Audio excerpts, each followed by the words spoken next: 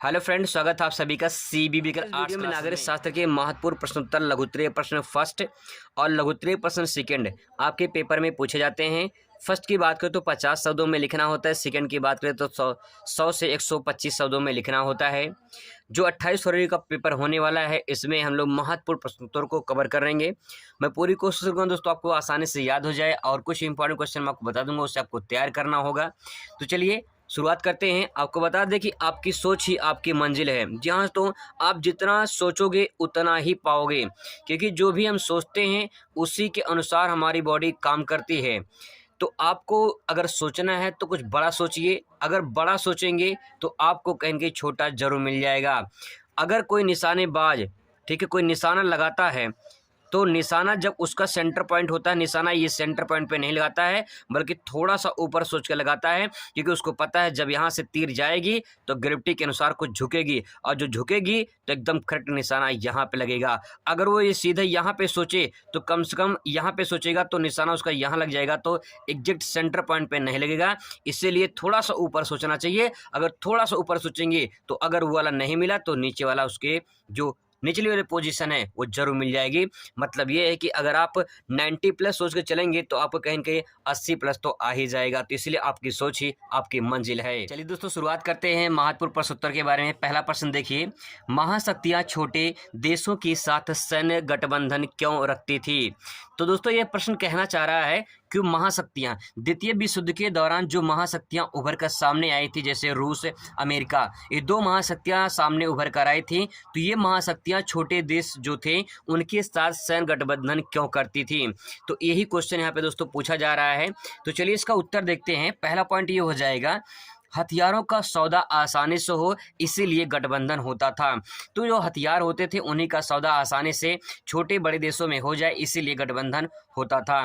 दूसरा पॉइंट ले सकते हैं, छोटे देशों में सैनिक हवाई अड्डे स्थापित करना। जो महाशक्तियां थी ये छोटे देशों में अपना सैन्य शक्ति यानी हवाई अड्डे जो है वो बनाकर दूसरे देशों की निगरानी कर सकते थे। अपने पड़ोसी जो दुश्मनी देश हैं उनकी निगरानी आसानी से कर सकते, इसीलिए सैनिक जो है हवाई अड्डे बनाए जाते थे और छोटे देशों में बनाए जाते थे।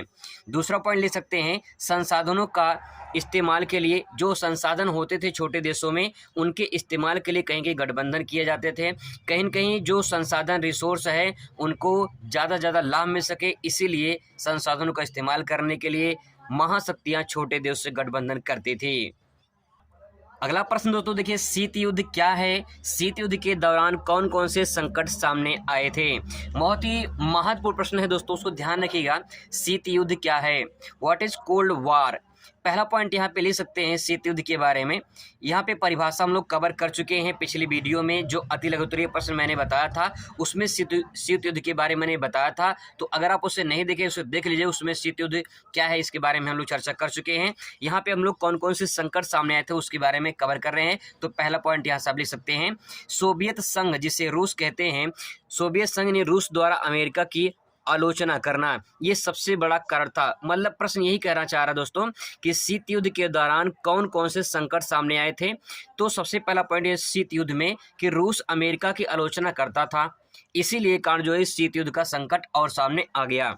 दूसरा पॉइंट ले सकते हैं इसमें, बर्लिन की घेराबंदी की नीति। तो बर्लिन यानी जर्मनी की राजधानी बर्लिन है, ठीक है। बर्लिन की घेराबंदी, क्योंकि जर्मनी द्वितीय विश्व युद्ध की सबसे बड़ा कारण था, और कहीं न कहीं जर्मनी घेराबंदी एक बहुत बड़ा महत्व कारण बन गया शीत युद्ध का। तो बर्लिन का घेराबंदी ये सबसे बड़ी नीति द्वितीय विश्व युद्ध के दौरान हुई थी, जिसमें शीत युद्ध का कारण बना। तीसरा पॉइंट ले सकते हैं, पेरिस शिखर सम्मेलन की असफलता। पेरिस यानी फ्रांस की राजधानी पेरिस शिखर सम्मेलन में असफलता। जो U2 है, U2 ये अमेरिका का विमान का नाम था जिसे रूस ने मार गिराया था। तो U2 जो है ये घटना घट गई, अमेरिका का विमान था जिसे रूस ने मार गिराया था, जिसके कारण शीत युद्ध और थोड़ा सा गहरा गया था। अगला पॉइंट इसमें ले सकते हैं, सोवियत संघ द्वारा पश्चिमी नीति का विरोध करना। सोवियत संघ, पश्चिमी नीति का मतलब जो पश्चिमी यूरोप वाले कुछ देश थे उनके जो नीति थी उसके खिलाफ जो है विरोध हुआ, तो इसी कारण जो है शीत युद्ध सामने। अगला प्रश्न देखिए, शीत युद्ध के उदय के प्रमुख कारणों का वर्णन कीजिए। यहाँ पे दोस्तों क्वेश्चन इंपॉर्टेंट पूछ सकता है आपसे, तो यहाँ पे प्रमुख जो कारण है मैंने हेडिंग डाल दिया है, इसके अंतर्गत आपको 2-2 3-3 लाइन लिखना है और फिर ये अच्छा क्वेश्चन बन जाएगा। देखिए, शीत युद्ध के उदय के कारण क्या था। कोल्ड वार जो हुआ था ये बातों बातों में रूस और अमेरिका के मध्य हुआ था, तो उसका कारण क्या था। सबसे पहला कारण था दोस्तों इसमें, कारण ये था संदेह का भय। संदेह का हमेशा भय बना रहा, जिसके कारण शीत युद्ध हुआ।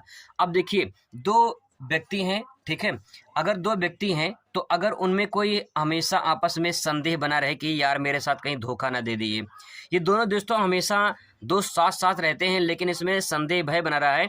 इसका विचार ये है कि कहीं यार मुझे ये धोखा ना दे दे, और इसका विचार ये कहीं मुझे ये धोखा ना दे दे, तो ये हमेशा संदेह बना रहा, हमेशा भय बना रहा।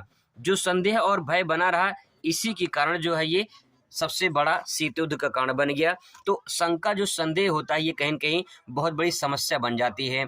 कभी कभी ऐसा होता है कि संदेह में हम बहुत कुछ घटना कर बैठते हैं, तो वही घटना यहाँ पे घटित हुई थी। आगे देखिए, दूसरा पॉइंट ले सकते हैं इसमें, विरोधी विचारधारा।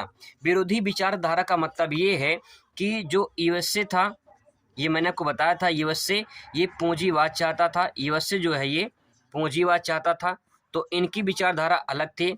और जो रूस था यानी सोवियत संघ, इसकी जो विचारधारा थी ये समाजवाद था। तो कहीं न कहीं इनका थॉट और इनका थॉट, इन दोनों का थॉट अलग अलग था। जब विचारधाराएं अलग अलग होंगी, थॉट मिलेंगे नहीं, तो समस्या आनी ही आनी है, तो शीत युद्ध का कारण बन गया। ठीक है, अगला पॉइंट देखिए, तीसरा पॉइंट, जर्मनी का घटनाक्रम। जर्मनी का घटनाक्रम मतलब ये है कि जर्मनी में जो कहीं न कहीं विघटन हो गया पश्चिमी और पूर्वी जर्मनी में, तो उसी के कारण जो है पश्चिमी जर्मनी जो है वो कहीं न कहीं पूर्वी जर्मनी अलग अलग बढ़ते चले गए, और पूर्वी जर्मनी वो रूस के खाते में, मतलब रूस पे कब्जा कर लिया, और उधर अमेरिका वाले, ब्रिटेन वाले कब्जा कर लिए, तो कहीं न कहीं ये सबसे बड़ा कारण बन गया। इसमें अगला पॉइंट ले सकते हैं, शांति समझौते पर परस्पर मतभेद था। देखिए, हमेशा द्वितीय विश्व युद्ध के दौरान जो है हमेशा शांति प्रस्ताव पारित होता रहा, लेकिन इसमें यही होता रहा कि शांति समझौते पर मतभेद रहा, क्योंकि दोनों की विचारधाराएं अलग अलग थी, तो हमेशा मतभेद बना रहा।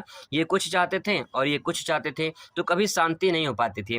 जैसे मान लो दो व्यक्ति अगर आपस में लड़ रहे हैं, है ना, तो इनकी बात कुछ होगी, इनकी बात कुछ होगी, तो कहेंगे भैया समझौता कर लो। समझौता जब ये होगा जब शांति इनके बीच में आएगी। शांति मतलब ये हो जाए कि यहाँ पे ये दोनों विचारधाराएं जब मिलेंगी तो शांति अपने आप हो जाएगा।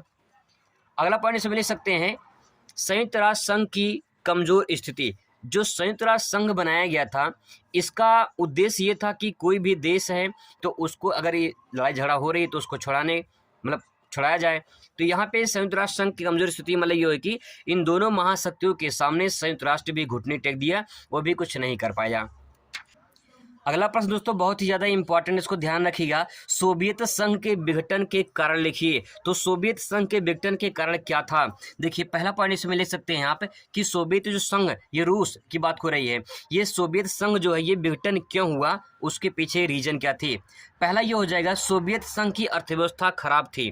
ठीक है, सोवियत संघ धीरे धीरे उनकी अर्थव्यवस्था खराब होने लगी, और कहीं न कहीं वो विघटन का मतलब अलग अलग होना, ठीक है, बंटवारा हो जाना।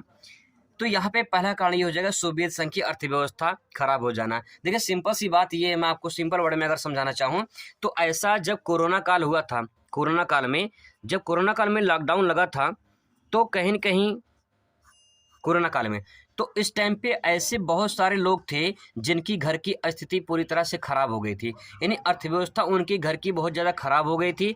तो कहीं न कहीं एक ऐसी समस्या सामने आई जिसके पीछे लोग भुखमरी का शिकार होने लगे। तो दोस्तों वही बात कही गई, अर्थव्यवस्था मतलब आर्थिक स्थिति खराब हो जाना। अगला पॉइंट देखिए, सोवियत संघ में खाद्यान्नों का संकट उत्पन्न हो जाना। खाद्यान्न सामग्री जब नहीं रहेगी तो कहीं न कहीं भुखमरी का समस्या खड़ी आ जाएगी, और भुखमरी समस्या जब खड़ी हो जाएगी तो कहीं न कहीं बहुत बड़ी कारण बन जाएगा। लोग मारपीट करेंगे, लोग जिनके पास संसाधन रहेंगे, जो खाने पीने की चीज़ें रहेंगी, वो कहीं न कहीं छीनने लगेंगे, खाने पीने लगेंगे, बहुत ज़्यादा भगदड़ मच जाएगी, समस्या बहुत ज़्यादा आ जाएगी, और अलग अलग फिर खेमों में बढ़ता चला जाएगा। अगला पॉइंट देखिए, लिख सकते हैं यहाँ पे, अफगान संकट भी सोवियत संघ के पतन का कारण बना। अफगान संकट बना, और कहीं न कहीं सोवियत संघ के भी उस पर असर पड़ा। जैसे कभी कभी होता है कि दो लोगों में लड़ाई हो रही है, तो तीसरा गया है छुड़ाने। तो कभी कभी ऐसा हो जाता है कि जो तीसरा छुड़ाने जाता है उसको ज़्यादा चोटें लग जाती हैं। तो वही है कि अफगान संकट में आया, ठीक है, और उसके कारण सोवियत संघ का पतन का कारण बन गया। तीसरा पॉइंट देखिए, सोवियत संघ ने बाल्टिक गणराज्यों का रूस के अंतर्गत विलय उनके इच्छा के विरुद्ध था। ये पॉइंट दोस्तों लंबा है, थोड़ा सा समझने की कोशिश करेगा। बाल्टिक देशों के बारे में मैंने बताया था आपको, एस्टोनिया, लाटविया और जो है लिथुआनिया के बारे में बताया था, आपको याद होगा। तो ये जो बाल्टिक देश हैं, यानी गणराज्य हैं, रूस के अंतर्गत विलय उनकी इच्छा के विरुद्ध था। तो रूस चाह रहा था कि जो बाल्टिक देश हैं उनके अंदर शामिल हो जाएं, यानी विलय मतलब शामिल हो जाएं, लेकिन बाल्टिक गणराज्य शामिल नहीं हुए, उनके विरुद्ध था। तो इसीलिए कहीं के वो भी पतन का कारण बनता चला गया। आगे देखिए, साम्य दल की शक्ति का निरंतर पतन होता गया। साम्य दल का मतलब होता है समाजवाद जो चाहते थे, कहीं कहीं उन दल की शक्ति निरंतर पतन होता चला गया। सभी धीरे धीरे पूंजीवाद बनते चले गए और समाजवाद जो से कभी कभी होता ना कि सरकारी सेक्टर धीरे धीरे प्राइवेट हो रहे हैं, तो जो है सरकारी खत्म हो रहा है धीरे धीरे। तो वही चीज़ यहाँ पे है कि साम्य दल की शक्ति धीरे धीरे खत्म हो गई और इसी कारण जो है सोवियत संघ का विघटन होता चला गया। आई होप दोस्तों आपको समझ में आ रहा होगा। क्वेश्चन नंबर 5वां देखिए, इंपॉर्टेंट प्रश्न है, शॉक थेरेपी क्या है, संक्षेप में समझाइए। शॉक थेरेपी क्या है, संक्षेप में इसको समझाना है। तो चलिए समझते हैं शॉक थेरेपी क्या है। इसके बारे में थोड़ा सा समझने की कोशिश करें। पहले शॉक थेरेपी से तात्पर्य आघात पहुंचाकर उपचार करना होता है। जैसे कहते हैं ना, पहले किसी को जो है मात दीजिए, मतलब पहले किसी को घाव दीजिए, चोट दीजिए, इसके बाद उसका मलहम लगाइए, है ना। तो कहीं की वही चीज़ है, शॉक थेरेपी में पहले आघात पहुंचाकर फिर उसका उपचार करना होता है। तो यही इसका अर्थ है। अब देखिए क्या है इसका मतलब। साम्यवाद पतन के पश्चात सोवियत संघ के गणराज्य एक सत्तावादी समाजवादी व्यवस्था से लोकतांत्रिक पूंजीवाद व्यवस्था तक कष्टप्रद संक्रमण से होकर गुजरे। दोस्तों अगर इस बात को मैं आपको समझाना चाहूँ तो बस यहाँ पे इतना कहा गया है, साम्यवाद पतन के कारण। अभी हम लोग पीछे पढ़े हैं कि जब समाजवाद यानी साम्यवाद का पतन हो गया तो इसके बाद सोवियत संघ के जो गणराज्य थे, जो देश थे, एक सत्तावादी का मतलब होता है कि अब वो अपने सत्ता खुद चला रहे हैं। समाजवादी व्यवस्था से लोकतांत्रिक पूंजीवादी, समाजवादी व्यवस्था हटकर लोकतांत्रिक पूंजीवादी, यानी पूंजी प्राइवेटों के सेक्टर में जो उनके हाथों में आ गया। तो कहीं न कहीं कष्ट झेलना पड़ा और ये कहीं न कहीं समस्या बहुत बड़ी हो गई कि अब जो है प्राइवेट हो जाएगा सारी संस्थाएं, तो कहीं न कहीं सरकारी सेक्टर नहीं रहेगा, तो समाज को कहीं न कहीं उसको संसाधन को उपयोग नहीं कर पाएंगे। इसी के चक्कर में जो है रूस और मध्य एशिया के गणराज्य और पूर्वी यूरोप के देशों में पूंजीवाद की ओर संक्रमण का एक विशिष्ट मॉडल बनाया गया। मतलब ये कि जो पूंजीवाद था, इसी पूंजीवाद का एक आगे और बढ़ता चला गया और इसी को मॉडल बनाया गया विश्व बैंक और अंतर्राष्ट्रीय मुद्रा कोष द्वारा। इसे मॉडल शॉक थेरेपी कहा गया। मतलब दोस्तों ये है कि यहाँ पे विश्व बैंक और अंतर्राष्ट्रीय मुद्रा कोष, ये दो संस्था है, इन दोनों संस्था के द्वारा ये मॉडल तैयार किया गया था। शॉक थेरेपी का ये मॉडल तैयार किया गया था। आपको बता दें, जो विश्व बैंक है ये अंतर्राष्ट्रीय मुद्रा कोष से द्वितीय विश्व युद्ध के दौरान इन दोनों संस्थाओं को जो है स्थापना की गई थी 1944 में, ठीक है, अमेरिका में किया गया था। और इनका उद्देश्य था कि जो विकासशील देश हैं, जो द्वितीय विश्व युद्ध में प्रभावित देश हैं, कहीं के इनको मदद देना इनका उद्देश्य था, इसलिए इन दोनों की स्थापना की गई थी। अब धीरे धीरे इन्होंने क्या किया कि पूंजीवाद का बढ़ावा दिया। इसके बाद जो है रूस और मध्य एशिया गणराज्यों में, यूरोप के देशों में पूंजीवाद का संक्रमण एक तरह से विशिष्ट मॉडल बनता चला गया। मतलब कि सिंपल वर्ड में कहा जाए, सरकारी सेक्टर खत्म होकर प्राइवेट आ गया और इसी कारण जो है विश्व बैंक अंतर्राष्ट्रीय मुद्रा कोष के कारण आया और इसके बाद धीरे धीरे यही मॉडल शॉक थेरेपी कहा जाने लगा। शॉक थेरेपी का मतलब पहले आप किसी को जो है घाव दीजिए, इसके बाद मरहम लगाइए। पहले आप किसी कहिए कि जो सरकारी है वो सब कुछ सरकारी ही रहेगा, बाद में उसको प्राइवेट कर दीजिए। तो कहीं न कहीं ये होता है कि पहले घाव दिए और फिर बाद में उसको मरहम लगा रहे हैं। अगला प्रश्न दोस्तों देखिए, मार्शल योजना क्या है। इंपॉर्टेंट प्रश्न है, ध्यान रखिएगा। मार्शल योजना से आपसे पूछ सकता है। द्वितीय विश्व युद्ध के बाद यूरोप के देशों में मेल मिलाप को शीत युद्ध से सहायता प्राप्त हुआ। मतलब जो द्वितीय विश्व युद्ध हुआ था उसके बाद यूरोप के देशों में मेल मिलाप को द्वितीय शीत युद्ध से सहायता प्राप्त हुआ। अमेरिका ने यूरोप की अर्थव्यवस्था की पुनर्गठन के लिए सहायता की, जिसे मार्शल योजना का नाम दिया गया। तो दोस्तों यहाँ पे द्वितीय विश्व युद्ध के बाद जो कुछ देश थे उन्होंने अपना मेल मिलाप किया और उसके बाद जो है अमेरिका ने यूरोप के अर्थव्यवस्था को पुनर्गठन किया, मतलब फिर से निर्माण किया और इसी को मार्शल योजना नाम दिया गया। तो सिंपल सी बात ये है कि जैसे मान लो कुछ ऐसे देश हैं, ठीक है, कुछ ऐसे देश हैं जैसे द्वितीय विश्व युद्ध में क्या हुआ था, कुछ ऐसे देश थे, उन देशों को जो है आघात पहुंचा था द्वितीय विश्व युद्ध में। अब फिर इस आघात को पूरा करने के लिए यूएसए आया, यानी अमेरिका आया और इनकी अर्थव्यवस्था को सुधारने की पूरी कोशिश किया। जिस अर्थव्यवस्था को सुधारने की पूरी कोशिश किया उसी को एक नाम दे दिया कि भाई मैंने इस जो समस्या थी आपकी मैंने उसको सुधारा है, तो मैं एक नाम दे रहा हूँ। उस नाम जो नाम दिया उन्होंने उसे कहा मार्शल योजना, ठीक है। जैसे अगर आपको एग्जांपल मैं बता दूं कि जैसे कि भारत में लिंगानुपात सबसे कम हरियाणा में है, तो हरियाणा से ही एक योजना शुरू हुई थी बेटी बचाओ बेटी पढ़ाओ की। ये जो स्लोगन चला बेटी बचाओ बेटी पढ़ाओ का, ये हरियाणा से शुरू हुआ था। क्यों? क्योंकि हरियाणा में लिंगानुपात सबसे कम है। तो वही बात यहाँ पे लागू होती है कि अमेरिका ने यूरोप के अर्थव्यवस्था को पुनर्गठन के लिए सहायता किया, जिसे मार्शल के नाम से जाना जाता है। मार्शल योजना के अंतर्गत सन 1948 में यूरोपीय आर्थिक सहयोग संगठन की स्थापना की गई। ये दोस्तों क्वेश्चन बहुविकल्प में पूछ सकता है आपसे या फिर अति लघु में पूछ सकता है कि यूरोपीय आर्थिक सहयोग संगठन की स्थापना कब की गई थी। तो मार्शल योजना के अंतर्गत जो है 1948 में यूरोपीय आर्थिक सहयोग संगठन की स्थापना की गई थी। अगला क्वेश्चन दोस्तों बहुत ही महत्वपूर्ण है, आपसे एग्जाम में पूछ सकता है भारत नेपाल संबंधों पर टिप्पणी लिखिए, या तो क्वेश्चन पूछ सकता है भारत पाकिस्तान के संबंधों पर टिप्पणी लिखिए, या तो पूछ सकता है भारत और चीन के संबंधों पर टिप्पणी लिखिए। इस क्वेश्चन को दोस्तों आपको तैयार कर लेना है क्योंकि ये क्वेश्चन बहुत ही ज़्यादा इंपॉर्टेंट है। चाहे भारत नेपाल से संबंध के बारे में पूछे, चाहे भारत पाकिस्तान के, चाहे भारत चीन के संबंधों के बारे में पूछे, तो आपको अच्छे से इसको लिख देना है। अगला क्वेश्चन आपसे पूछ सकता है दक्षिण एशिया क्या है। दक्षिण एशिया में स्थित देशों में लोकतंत्र का रिकॉर्ड क्या रहा है। दक्षिण एशिया में भारत भी आता है, तो आपको इस क्वेश्चन को तैयार कर लेना काफी इंपॉर्टेंट है। अगला क्वेश्चन बहुत ही ज्यादा महत्वपूर्ण है, इसलिए इसको हम कवर कर लेते हैं। अंतर्राष्ट्रीय मुद्रा कोष का कार्य लिखिए। अभी हम लोग अंतर्राष्ट्रीय मुद्रा कोष के बारे में थोड़ा सा पढ़े हैं, यहाँ पे पूरा आपको क्लियर हो जाएगी कि अंतर्राष्ट्रीय मुद्रा कोष क्या है। अगर अंतर्राष्ट्रीय मुद्रा कोष की बात करें तो अंतर्राष्ट्रीय मुद्रा कोष यानी इसको बोलते हैं IMF बोलते हैं, इंटरनेशनल मॉनेटरी फंड बोलते हैं। अंतर्राष्ट्रीय मुद्रा कोष की स्थापना 1944 में हुई थी, आर्थिक सहायता के लिए किया गया था। तो यहाँ पे क्वेश्चन बन सकता है कि अंतर्राष्ट्रीय मुद्रा कोष की स्थापना कब की गई थी, तो 1944 में की गई थी, आर्थिक सहायता के लिए किया गया था। शीत युद्ध के बाद विश्व की अर्थव्यवस्था में अहम भूमिका निभाई।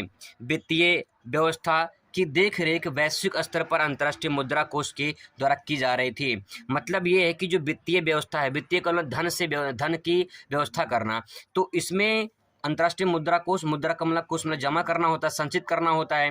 तो एक अंतर्राष्ट्रीय देश का मतलब ये होता है कि जब कोई भी देश यहाँ पे अपना पैसा जमा कर सके तो वहाँ पे जो है उसे अंतर्राष्ट्रीय मुद्रा कहेंगे, ठीक है। अब यहाँ पे अंतर्राष्ट्रीय मुद्रा कोष के द्वारा की जा रही थी वैश्विक स्तर पे, मतलब विश्व लेवल पे की जा रही थी। जैसे सिंपल जैसे स्विस बैंक का आपका नाम सुना होगा, ठीक है, तो वहाँ पे लोग कोई भी देश का अपना पैसा जमा करते हैं। अब यहाँ पे देखिए द्वितीय विश्व युद्ध के दौरान प्रभावित देशों को आर्थिक सहायता के लिए 1944 में विश्व बैंक अंतर्राष्ट्रीय मुद्रा कोष की स्थापना की गई थी। अमेरिका के न्यू हैम्पशायर, ब्रिटेन, ध्यान रखिएगा ब्रिटेन है, ब्रिटेन नहीं है, ठीक है, ब्रिटेन है ये, ब्रिटेन उर्स सम्मेलन में दोनों की स्थापना की गई थी। तो अमेरिका में एक सम्मेलन हुआ था जिसे ब्रिटेन उर्स समझौता के नाम से जाना जाता है, ठीक है। ये सम्मेलन जो है ब्रिटेन वुड्स समझौता के नाम से जाना जाता है, जो अमेरिका के न्यू हैम्पशायर शहर में हुआ था और इसी शहर में अंतर्राष्ट्रीय मुद्रा कोष और विश्व बैंक की स्थापना की थी 1944 में की गई थी। यहाँ पे कुछ प्रश्न है, इसको आपको तैयार कर लेना है, इंपॉर्टेंट है इसलिए मैंने यहाँ पे नोट कर लिया है। संयुक्त राष्ट्र संघ की स्थापना कब की गई, इसके प्रमुख उद्देश्य क्या थे, ये आपको याद कर लेना है। संयुक्त राष्ट्र संघ की सुरक्षा परिषद में भारत की अस्थायी सदस्यता के पक्ष में तर्क दीजिए। ये क्वेश्चन इंपॉर्टेंट है, इसको भी ध्यान रखिएगा आप लोग। अथवा करके इस क्वेश्चन को पूछा गया है संयुक्त राष्ट्र संघ की शुरुआत परिषद में क्या सुधार अपेक्षित हैं, इसके बारे में आपको वर्णन करना है। ये प्रश्न दोस्तों बहुत ही ज़्यादा महत्वपूर्ण है और इसमें आपको बता दें कि विस्तृत उत्तरीय प्रश्न, लघु उत्तरीय प्रश्न, अति लघु और बहुविकल्पीय प्रश्न के टाइप यहाँ से बने हुए हैं, तो आप इसको पूरा तैयार कर लीजिए क्योंकि ये क्वेश्चन कई प्रकार से पूछा जा सकता है। मैं पूरी कोशिश करूँगा कि आपको अच्छे से याद हो जाए, इसीलिए मैंने डायग्राम का भी यूज किया गया है, तो आप अच्छे से तैयारी कर सकते हैं। तो देखिए, आपसे क्वेश्चन पूछ सकता है आसियान क्या है, आसियान के गठन एवं कार्यों का वर्णन कीजिए। तो दोस्तों यहाँ पे क्वेश्चन महत्वपूर्ण है। यहाँ पे आसियान की बात करें तो आसियान को ऐसे लिख सकते हैं, यहाँ पे हिंदी में इसे कहते हैं दक्षिणी पूर्वी एशियाई राष्ट्रों का संगठन, और इसके बाद इसे इंग्लिश में कहते हैं association of south east Asian nation. तो यहाँ पे दोस्तों इसका ये तो पूरा नाम हो गया हिंदी और इंग्लिश में। इसकी अगर स्थापना आपसे पूछे तो 8 अगस्त 1967 को हुआ था, ठीक है। 1967 में इसकी स्थापना थी आसियान की, और इसका जो मुख्यालय है वो जकार्ता में है। इंडोनेशिया में पड़ता है जकार्ता, और इंडोनेशिया की राजधानी है जकार्ता। अगर इसमें बात करें कुल देशों की तो कुल देश 10 हैं जो आपके सामने यहाँ पे दिखाई दे रहे हैं। अगर 10 देशों की बात करें तो दोस्तों ये देखिए, अगर ये भारत का नक्शा आप देख रहे हैं तो भारत में यहाँ पे ये भारत है। इसके बाद यहाँ पे पूर्वी में यहाँ पे म्यांमार पड़ता है, और उसके बाद म्यांमार के नीचे आएंगे तो आपको ये दिखाई देगा, यहाँ पे देख सकते हैं। यहाँ पे सबसे पहले तो यहाँ म्यांमार पड़ेगा, म्यांमार के जब नीचे आएंगे तो यहाँ पे पड़ेगा थाईलैंड, ठीक है। और ये थाईलैंड कुछ इस टाइप से यहाँ तक है। इसके बाद जब इसके नीचे आएंगे तो यहाँ पड़ेगा दोस्तों ये दिखाई दे रहा है जो आपको, ये है आपका सिंगापुर, ठीक है। ये सिंगापुर हो जाएगा, और ये दोस्तों हो जाएगा आपका इंडोनेशिया, ठीक है, इंडोनेशिया हो जाएगा। और ये है यहाँ पे ये ब्लैक वाला जो है ये मलेशिया है, ठीक है। ये हो गया आपका मलेशिया, ये मलेशिया ब्लैक वाला, और रेड वाला सिंगापुर छोटा सा।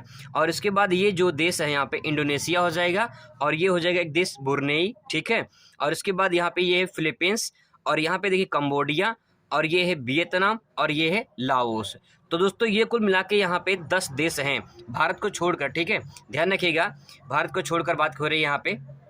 दोस्तों ध्यान रखिएगा, आसियान में भारत देश नहीं शामिल है, ठीक है। मैं दिखाना चाह रहा था भारत के बाद जो यहाँ पे हैं, जैसे म्यांमार है, थाईलैंड है, मलेशिया है, इंडोनेशिया है, सिंगापुर है, ब्रुनेई है, ठीक है, फिलीपींस है, कंबोडिया है, वियतनाम है, लाओस है। ये जो देश हैं ये सब 10 देश मिला के जो है ये आसियान का निर्माण करते हैं। तो दोस्तों यहाँ पे दे सकते हैं, इसका स्क्रीनशॉट भी ले सकते हैं, ये पूरा का पूरा डायग्राम आप दे सकते हैं। हालांकि ये बनाने की ज़रूरत नहीं पड़ेगी आपको, अगर बना देते हैं तो भाई नंबर 1 का काम हो जाएगा, पूरा फुल मार्क्स मिल जाएगा आपको। लेकिन अगर ये टाइम आपके पास नहीं, कुछ समझने में दिक्कत होगी, हो सकता है आपको कन्फ्यूजन हो जाए इसमें, तो आप इसका नाम ही लिख देंगे। यहाँ पे 10 देश हैं, अगर इनमें नाम लिख देते हैं तब भी आपका परफेक्ट हो जाएगी कौन कौन से आसियान में 10 देश हैं, ठीक है। इसमें से कभी कभी बहुविकल्पी में पूछ लेता है कि निम्नलिखित में से कौन सा आसियान देश का सदस्य नहीं है, तो आपको ध्यान में रखना कौन इसमें से नहीं है और कौन है। अब दोस्तों यहाँ पे देख लेते हैं आसियान के प्रमुख उद्देश्य या कार्य क्या हैं, आसियान क्यों बनाया गया, उसका उद्देश्य क्या है। पहला पॉइंट यहाँ पे लिख सकते हैं, क्षेत्रीय शांति तथा सुरक्षा स्थापित करने के लिए आसियान का स्थापना किया गया था। तो यहाँ पे क्षेत्रीय शांति, जैसे पड़ोसी देश हैं तो पड़ोसी देश में शांति बने रहे, सुरक्षा स्थापित रहे, कहीं कहीं जैसे चाइना है बार बार अटैक करता रहता है भारत पे, तो कहीं कहीं ये जो है सुरक्षा बना रहे। तो लेकिन भारत चाइना में तो ऐसा है नहीं, क्योंकि आसियान के सदस्य नहीं है। लेकिन जो आसियान के सदस्य उनकी बात कही जा रही है कि सुरक्षा स्थापित करने के लिए ये इनका मुख्य उद्देश्य था। अगला पॉइंट ले सकते हैं यहाँ पे, दक्षिण पूर्वी एशियाई अध्ययन का बढ़ावा देना। दक्षिण पूर्वी एशियाई जो देश हैं उनके समझने में, जैसे कि आर्थिक रूप से, सामाजिक रूप से, राजनीतिक रूप से, कहीं न कहीं इसको समझा जाए और उसको आगे बढ़ाया जाए। तो इसी पॉइंट को यहाँ पे कहना चाह रहे हैं। आगे देखिए, चौथा पॉइंट है कृषि, व्यापार तथा उद्योग को बढ़ावा देना। भाई कृषि अच्छी हो सके, उद्योग का बढ़ावा दिया जा सके, इसके लिए आसियान का स्थापना किया गया, तो ये मुख्य उद्देश्य इसका हो जाएगा। 5 पॉइंट यहाँ पे ले सकते हैं, प्रशिक्षण तथा शोध आदि सुविधाओं को बढ़ावा देना। प्रशिक्षण यानी प्रशिक्षण ट्रेनिंग दिया जाए, रिसर्च यानी शोध किया जाए, तो ऐसे सुविधाओं को बढ़ावा देने के लिए आसियान का एक मुख्य कार्य बन गया। ये भी प्रश्न दोस्तों बहुत ही ज़्यादा महत्वपूर्ण है। जिस प्रकार से आपको आसियान को तैयार करना है उसी प्रकार के आपसे सार्क के बारे में पूछा जा सकता है। क्वेश्चन है सार्क के गठन के मुख्य उद्देश्य लिखिए। तो जैसे आसियान को बारे में समझना है वैसे सार्क के बारे में भी आपको समझना है। यहाँ पे देखिए सार्क को दक्षिण भी कहा जाता है, इसे सार्क, ठीक है। तो आपसे सार्क चाहे पूछे चाहे दक्षिण पूछे, बात एक ही है। सार्क की बात करें तो सार्क में देखिए इसको हिंदी में कहते हैं दक्षिणी एशियाई क्षेत्रीय सहयोग संगठन। दक्षिणी एशियाई क्षेत्रीय सहयोग संगठन, इसको कहते हैं इंग्लिश में south Asian association for regional corporation. ये दोस्तों 1985 में इसकी स्थापना की गई थी और मुख्यालय इसका जो मुख्यालय वो काठमांडू में है, ठीक है। नेपाल की राजधानी काठमांडू, यहाँ पे इसका मुख्यालय बनाया गया है। कुल मिला के 8 देश इसमें शामिल हैं, ठीक है। जो 8वां देश है ये अफगानिस्तान है, 2007 में शामिल हो गया, ठीक है। तो आपसे यहाँ क्वेश्चन पूछ सकता है कि 8वां देश कौन सा शामिल हुआ सार्क में, तो आंसर हो जाएगा 2007 में अफगानिस्तान। तो देख सकते हैं मैंने यहाँ पे 8 देश का नाम लिख लिया है। इसमें भारत शामिल है। सार्क देश में ध्यान रखें भारत शामिल है, तो भारत, नेपाल, भूटान, बांग्लादेश, पाकिस्तान, श्रीलंका, मालदीव और जो है अफगानिस्तान। तो जो 8वां देश है ये अफगानिस्तान है। इसका याद करने के लिए मैंने ट्रिक बनाया है, दे सकते हैं यहाँ पे। ट्रिक आप इस्तेमाल कर सकते हैं। MBBS पानी है, ठीक है। ब्लू है पानी पानी, अपने गाना सुनोगे ब्लू है पानी पानी, लेकिन यहाँ पे MBBS पानी पानी, ठीक है। तो MBBS पानी पानी, देखिए M से हो जाएगा आपका मालदीव हो जाएगा, और B से हो जाएगा बांग्लादेश, दूसरे B से भूटान, और P से हो जाएगा पाकिस्तान, A से अफगानिस्तान, और N से नेपाल, और I से इंडिया। तो दोस्तों ये 8 नाम का आप इस तरह से याद कर सकते ट्रिक के माध्यम से। इसको दोस्तों आपको समझने के लिए मैंने मैपिंग का प्रयोग किया है, अच्छी तरीके से समझ सकते हैं। यहाँ पे देखिए भारत के जो पड़ोसी मुल्क हैं, ठीक है, म्यांमार को छोड़ दिया जाए तो यहाँ पे भारत के जो पड़ोसी देश हैं इसको आप याद कर सकते हैं। जैसे कि भारत हो गया, नेपाल, भूटान, बांग्लादेश, श्रीलंका, मालदीव, पाकिस्तान, और 8वां देश अफगानिस्तान। दोस्तों ये डायग्राम भी बहुत इंपॉर्टेंट होता है। अगर आपको डायग्राम आता है, बना देते हैं, तो आपको बहुत ज़्यादा अच्छा खासा नंबर मिल जाता है। बहुत ज़्यादा का मतलब ये होता है कि जो आपका जैसे कि अगर है वो 8 नंबर में सवाल पूछा गया है तो पूरा का पूरा 8 नंबर में मिल जाता है, ठीक है, अगर आप अच्छे से प्रेजेंट किए हैं तो। अब यहाँ पे देखिए इसकी कुछ विशेषताएं लिख लेते हैं हम लोग। सार्क का उद्देश्य, पहला उद्देश्य दे सकते हैं ये क्षेत्रीय संगठन है जो पड़ोसी देशों की सहायता पहुंचाता है। तो ये क्षेत्रीय संगठन है जो कि पड़ोसी देश जो उनको सहायता पहुंचाता है। दूसरा पॉइंट ले सकते हैं आर्थिक, सामाजिक, संस्कृति का बढ़ावा देना, इसका सबसे बड़ा उद्देश्य है। और विकासशील देशों में सहयोग स्थापित करना, ये पॉइंट ले सकते हैं इसमें। अगला पॉइंट है सदस्य राष्ट्र जो है एक दूसरे का आंतरिक मामलों में हस्तक्षेप करना। तो यहाँ पे पड़ोसी जो देश हैं कि इनके एक दूसरे को आंतरिक मामलों में हस्तक्षेप करें, ऐसा जो है इसका उद्देश्य बनाया गया है। तो ये सार्क का बहुत इंपॉर्टेंट है, आपसे पूछ सकता है एग्जाम में, तो उसको जरूर तैयार करें। दोस्तों कुछ महत्वपूर्ण क्वेश्चन जो आपको बता दे रहे हैं उसको आपको तैयार कर लेना है। संयुक्त राष्ट्र संघ की स्थापना कब की गई थी, इसके प्रमुख उद्देश्य क्या है, ये क्वेश्चन आपसे पूछ सकता है। संयुक्त राष्ट्र संघ की सुरक्षा परिषद में भारत की अस्थायी सदस्य के पक्ष में तर्क दीजिए, इसी क्वेश्चन अथवा करके पूछ सकता है। संयुक्त राष्ट्र संघ की सुरक्षा परिषद में क्या सुधार अपेक्षित हैं। क्वेश्चन है पृथ्वी सम्मेलन पर संक्षिप्त टिप्पणी लिखिए, ध्यान रखिएगा इसको, इंपॉर्टेंट है प्रश्न। 13 नंबर क्वेश्चन है वैश्विक राजनीति में पर्यावरण की चिंता क्यों आवश्यक है। 14 नंबर क्वेश्चन देखिए देशी रियासतों के विलय पर टिप्पणी लिखिए। अगला है भारत विभाजन से सवाल पूछा जाता है, भारत विभाजन के क्या परिणाम है, इसके बारे में आपसे सवाल पूछ सकता है। क्वेश्चन नंबर 16 देखिए द्विव राष्ट्र सिद्धांत की संक्षेप में वर्णन कीजिए या विवेचना कीजिए। और ये बहुत ही महत्वपूर्ण है, हरित क्रांति क्या होती है, संक्षेप में टिप्पणी लिखिए। या इसी क्वेश्चन को पूछ सकता है हरित क्रांति क्या थी, इसके सकारात्मक और नकारात्मक परिणामों का उल्लेख कीजिए। क्वेश्चन नंबर 18 देखिए पंचशील के प्रमुख सिद्धांत क्या है, दोस्तों बहुत ही महत्वपूर्ण है, इसको तैयार कर लीजिए। इसके बाद देखिए भारत की विदेशी नीति की 4 प्रमुख विशेषताओं का वर्णन कीजिए। क्वेश्चन नंबर अगला है बहुत ही महत्वपूर्ण है, आपातकाल में आपातकाल से आप क्या समझते हैं, आपातकाल से आप क्या समझते हैं। भारत में 1975 में आपातकाल के परिणाम का वर्णन कीजिए। अथवा अगर पूछ सकता है 1975 में आपातकाल लगाना क्यों आवश्यक था, इसके क्या परिणाम थे। या पूछ सकता है भारत में आपातकाल 1975 के कारण और उसके परिणामों के वर्णन कीजिए। क्वेश्चन नंबर अगला देखिए ताड़ी विरोध आंदोलन क्या था, या फिर क्वेश्चन को पूछ सकता है नक्सलवाद आंदोलन से टिप्पणी लिखिए। और नर्मदा बचाओ आंदोलन का उद्देश्य क्या है, संक्षेप में वर्णन कीजिए। दोस्तों ये महत्वपूर्ण कुछ प्रश्न है जिसे आपको तैयार कर लेनी है, यही से दोस्तों आपके प्रश्न में आने वाले हैं। मिलते हैं दूसरी वीडियो में, थैंक्स फॉर वॉचिंग।